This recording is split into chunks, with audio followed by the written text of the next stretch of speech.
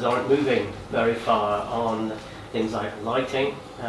2/3 have energy efficient lighting, meaning 1/3 don't.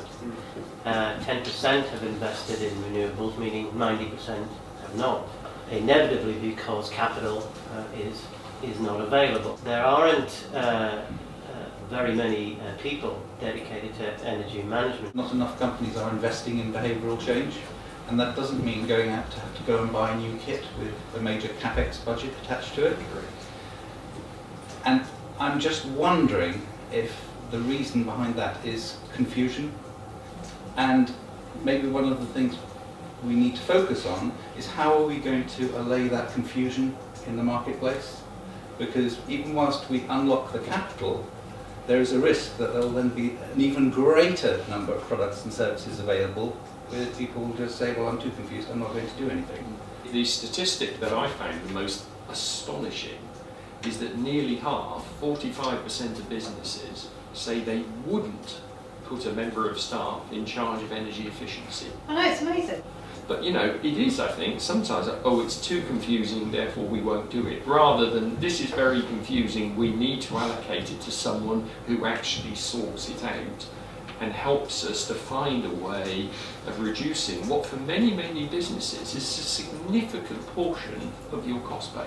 And it hasn't got to be a dedicated member of staff. You just, you know, you think of some of the younger members of staff in any given organisation, they've all been Blue Peters. They all know what energy efficiency is. They know about light bulbs and draft excluders and all the rest of it. They have been brought up with this as part of the national curriculum.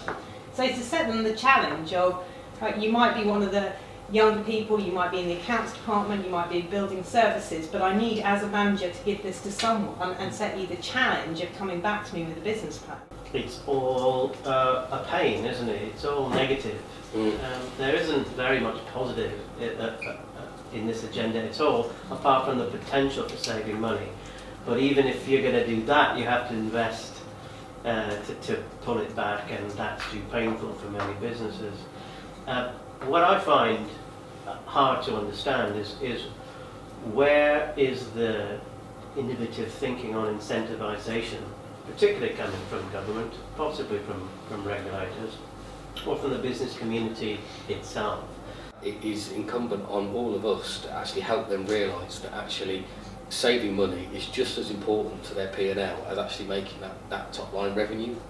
And the reality is not everyone is going to be an eco-warrior, but most people, when you ask them, do want to try and do at least some of their bit. And actually, yes, it has to be simple. It has to be easy to, you know, to understand.